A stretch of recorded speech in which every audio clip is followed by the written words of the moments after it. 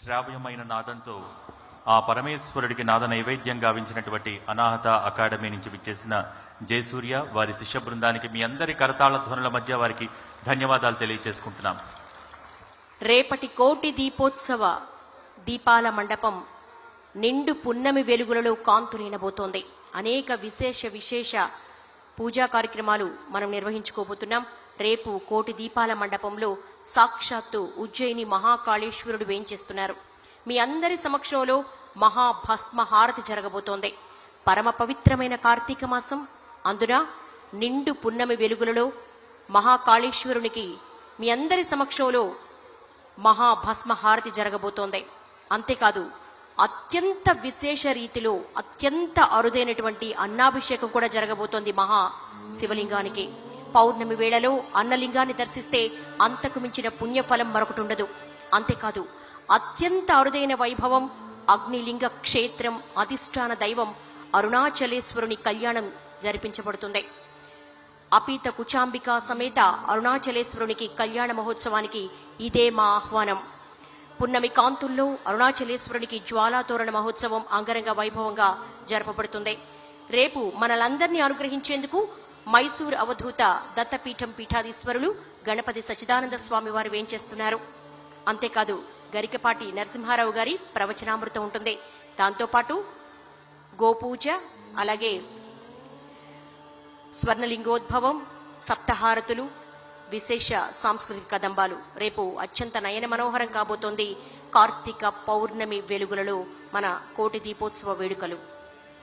ప్రతిరోజు కూడా ఈ కోటి దీపోత్సవ కార్యక్రమంలో ఆనవాయితీగా ఎన్నో ఆధ్యాత్మిక విశేషాలతో పాటు హిందూ ధర్మ ప్రచారానికి సంబంధించి హిందూ ధర్మ వ్యాప్తికి మనం ఎలా ఉండాలనే విశేషాల గురించి అద్భుతమైన ప్రవచనామృతాలను మనం ఆస్వాదిస్తూ ఉన్నాం.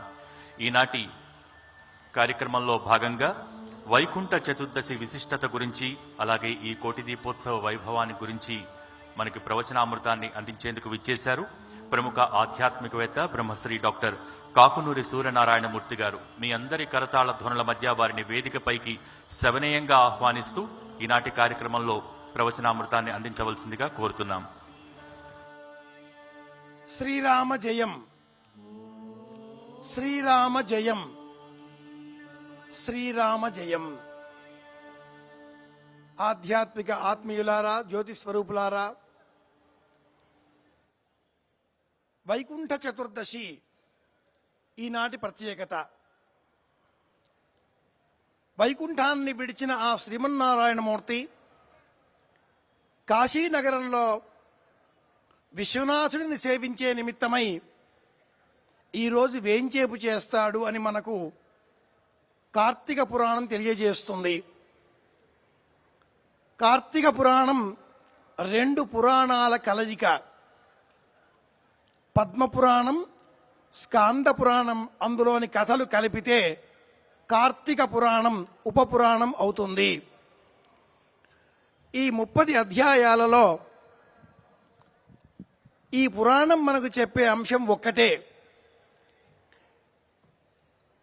అన్ని కథలు కూడా చెప్పే సారాంశం ఒక్కటే. కొండ అద్దమందు అన్నట్లు ఆ ఒక్కటి ఏమిటి అంటే శ్రద్ధ. శ్రద్ధ కాస్త చిక్కన అవుతే భక్తిగా మారుతుంది. మీరు చేసే పనిపైన శ్రద్ధ చూపితే అది భక్తి అవుతుంది. భక్తిని చూచి పరమేశ్వరుడు ప్రసన్నుడవుతాడు. కార్తీక మాసంలో 3 నామాల వారిని సేవించే నిమిత్తమై మీరంతా ఇక్కడికి వేంచేపు చేస్తే ఆ 3 నామాలు నిలువుగా ఉండేవా అడ్డంగా ఉండేవా అనే భేదం లేకుండా కార్తీక మాసం హరిహర మాసం కనుక ఈ వేదిక పైన గోదా రంగనాథ కళ్యాణం మహోత్సవంగా రంగనాథుడే కీర్తన జ్ఞాపకం తెచ్చుకుంటే అంతా రంగనాథుడే, అంతరంగనాథుడే. అంతా రంగడే, అంతరంగడే స్వామిని 30 రోజుల పాటు సేవించి స్వామిలో లీనమైన చూడిక్కుడితి నాచియార్ ఆముక్తమాల్యద కోదై పూలబాల నన్నేలిన తల్లి. భక్త కోటికి ప్రతీకాత్మకంగా ఉండే ఆ గోదాదేవి స్వామిలో లీనం అయ్యకంటే పూర్వం అందించినటువంటి ఆ 30 పాసురములే తిరుప్పావై వచ్చే నెలలోనే మనం వినబోతున్నాం. ఆ కళ్యాణానికి ఈ రోజే శ్రీకారం చుట్టబోతున్నది ఈ వేదిక, భక్తి వేదిక. అలాగే ఆ పక్కనే ఉన్న మరొక విశేషం, రమా సమేత సత్యనారాయణ స్వామి వారి స్వరూపం. 5 కథలు మనకు తెలియజేసే అంశం ఒక్కటే, శ్రద్ధ. బ్రాహ్మడు కావచ్చు, బీద బ్రాహ్మడు కావచ్చు, సాధువు కావచ్చు, కట్టెలు అమ్మే వ్యక్తి కావచ్చు, తుంగధ్వజుడు అనే పేరు గల 5వ కథలో వచ్చే చక్రవర్తి కావచ్చు. అన్నవరంలో పూర్వం 13 కథలు చెప్పేవారు. క్రమేణా 9 కథలకు దిగిపోగా నేడు 5 కథలకే పరిమితం అవుతున్నాం మనం. 5 కథల సారాంశం ఒక్కటే, సత్యం పలికే స్థిర నిశ్చయ బుద్ధితో మనం శ్రద్ధ చూపాలి. కథాం వా శృణుయాద్యస్తు వశ్యేద్యావర్తముత్తమం అంటూ ఈ సత్యనారాయణ వ్రత కథలలో ఉండే 170 శ్లోకాలలో 169వ శ్లోకం చెప్పే సారాంశం ఇదే. ఏకదా నైమిషారణ్య అంటూ ప్రారంభమయ్యే ఆ కథలలో అన్నింటిలో ఉండే అంశం ఒక్కటే, శ్రద్ధ. బొట్టు పెట్టుకునే సమయంలో శ్రద్ధ చూపకపోతే బొట్టు చెదురుతుంది. వాహనాన్ని నడిపే సమయంలో శ్రద్ధ చూపకపోతే వాహన ప్రమాదానికి గురి అయ్యే ప్రమాదం మీ చేతుల్లో ఉంటుంది. దీపం వెలిగించే సమయంలో శ్రద్ధ చూపకపోతే ఆ దీపం వలన మీ చేతికి కూడా గాయం అయ్యే ప్రమాదం ఉంటుంది.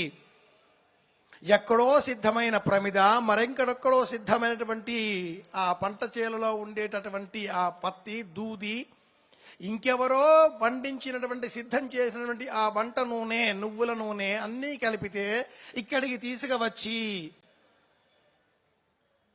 అగ్గి పిల్లతో మరొక దీపంతో వెలిగిస్తే మరొక దీపంతో వెలిగించాలి, అగ్గి పుల్లతో కాదు సుమా. ఒకవేళ వెలిగించిన ప్రత్యామ్నాయంగా మాత్రమే మీరు ఇంకొక దీపం అవుతున్నారు.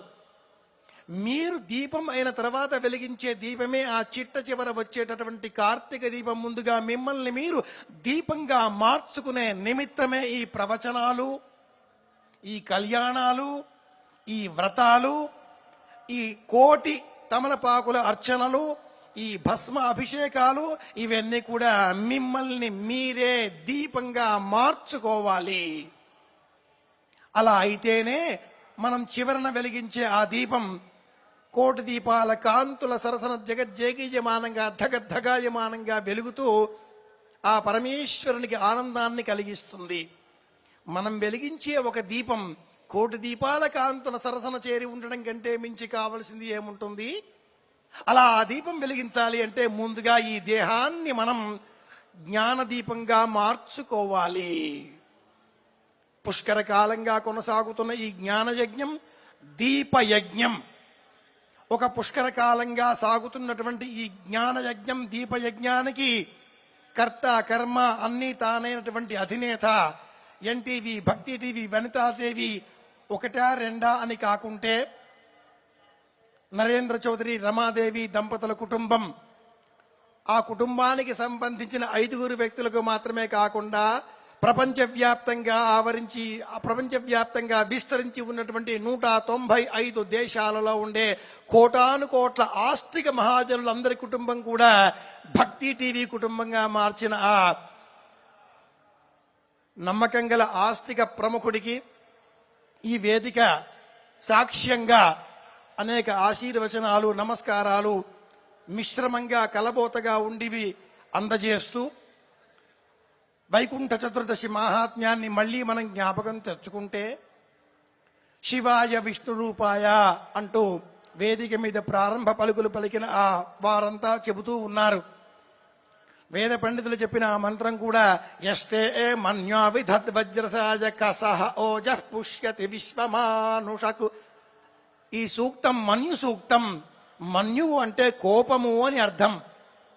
శివాభిషేకం చేసే సమయంలో మనం చెప్పేటటువంటి కృష్ణ యజుర్వేదాంతర్గతమైన చతుర్థ ప్రశ్నలో ఉండేటటువంటి ఆ నమక ప్రపాఠకం 169 మంత్రాల సమాహారం. అది కూడా నమస్తే రుద్రమన్యవ ఉతోతౌషవే నమః అని ప్రారంభం అవుతుంది. అది కూడా అంటే మన్యువే, కోపమే.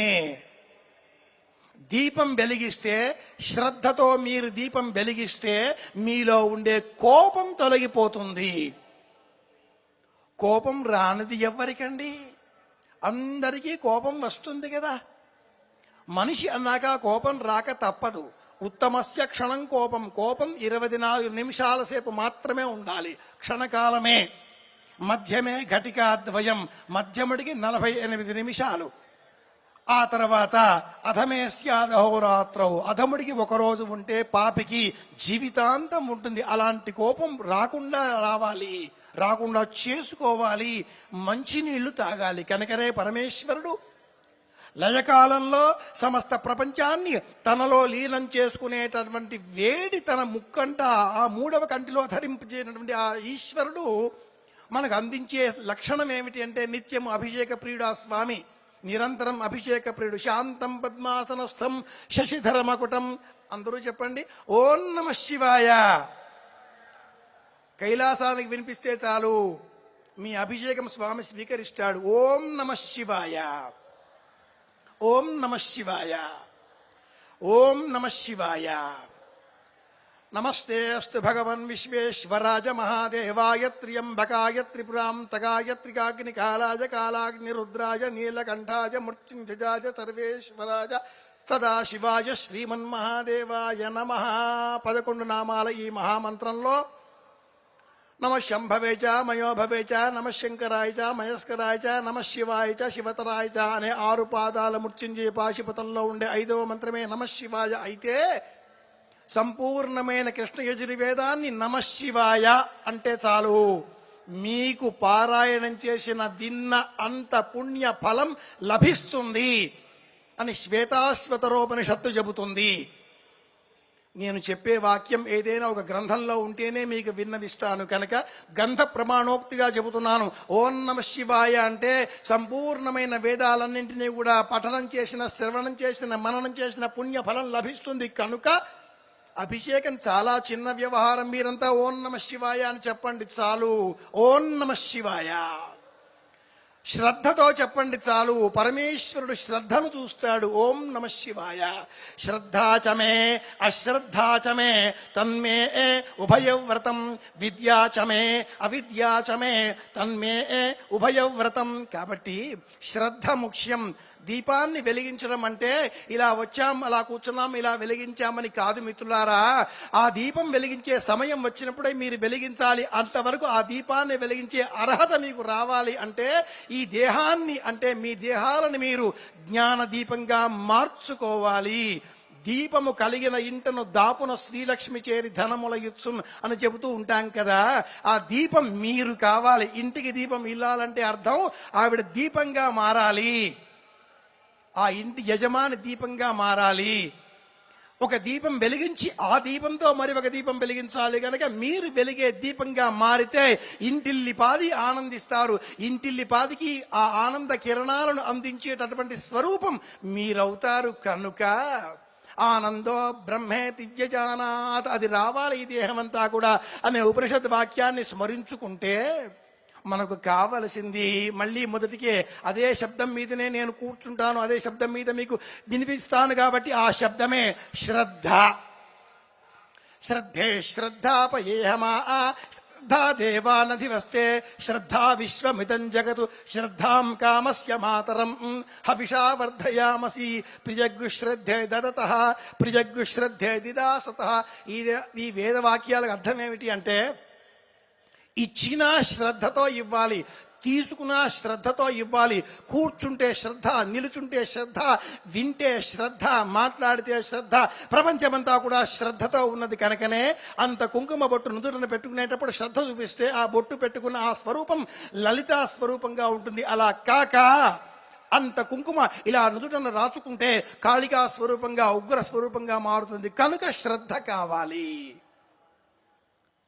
మహిళామణులారా, వంట చేసే సమయంలో శ్రద్ధ తగ్గితే కుక్కర్ 7 విడిల్స్ వస్తాయి, నల్లటి అన్నం తినవలసిన యోగ్యత పడుతుంది. శ్రద్ధ చూపితే 2వ విజిల్గా కట్టేస్తాం. తెల్లటి ముత్యాల వంటి అన్నం మెతుకులు మన పాలన పరమేశ్వరుడు అనుగ్రహిస్తాడు. కనుక శ్రద్ధ ముఖ్యం. కోపం వస్తే మంచినీరు త్రాగండి, మౌనవ్రతాన్ని అనుసరించండి, ఓం నమ శివాయ అనండి. ఈ శ్రద్ధకు ముందుండే దశ ఓపిక. దానినే పుస్తక పరిభాషలో సహనము అంటారు. ఎవరికైతే సహనం ఉంటుందో, ఎవరికైతే శ్రద్ధ ఉంటుందో వారికే పరమేశ్వరానుగ్రహం, వారికే భక్తి. కనుక 195 దేశాలుగా వ్యాపించినటువంటి కోటాను కోట్ల ఆస్తికులందరికీ భక్తి వేదిక ఆహ్వానం పలుకుతోంది. ఇక్కడికి ప్రత్యక్షంగా రాని ఎడల మీ మీ గృహాలలో కూడా ఈ సన్నివేశాన్ని, సందర్భాన్ని పురస్కరించుకొని ఈ జరిగే కార్యక్రమాలన్నీ కూడా చూచి అనంతరం ఇక్కడ దీపం వెలిగించిన అనంతరమే మీరు మీ గృహాలలో దీపాలు వెలిగిస్తే అన్ని దీపాల కాంతులు కూడా ఒక్కటై ప్రపంచవ్యాప్తంగా ఉండే స్తబ్దతను పోగొడతాయి. అందరినీ కూడా ఉత్తేజభరితం చేసి అందరికీ కూడా ఆనంద కాంతులు అందజేస్తాయి అని తెలియజేస్తూ ఒక్కసారి అందరం ముక్త కంఠంతో, ఐక్యంతో కైలాసానికి కూడా వినిపించే విధంగా చెబుతాం. ఓం నమ శివాయ, ఓం నమ శివాయ, ఓం నమ శివాయ. స్వస్తి, శుభమస్తు. శ్రీరామ జయం, శ్రీరామ జయం, శ్రీరామ జయం, శ్రీరామ జయం, శ్రీరామ జయం. శుభమస్తు. ధర్మాచరణకు సంబంధించిన అనేక విషయాలను సూక్ష్మంగా తెలియచేస్తూ చక్కటి ప్రవచనామృతాన్ని అందించినటువంటి ప్రముఖ ఆధ్యాత్మికవేత్త బ్రహ్మశ్రీ డాక్టర్ కాకునూరి సూర్యనారాయణమూర్తి గారికి మీ అందరి కరతాళ ధ్వనుల మధ్య ధన్యవాదాలు తెలియజేసుకుంటున్నాం.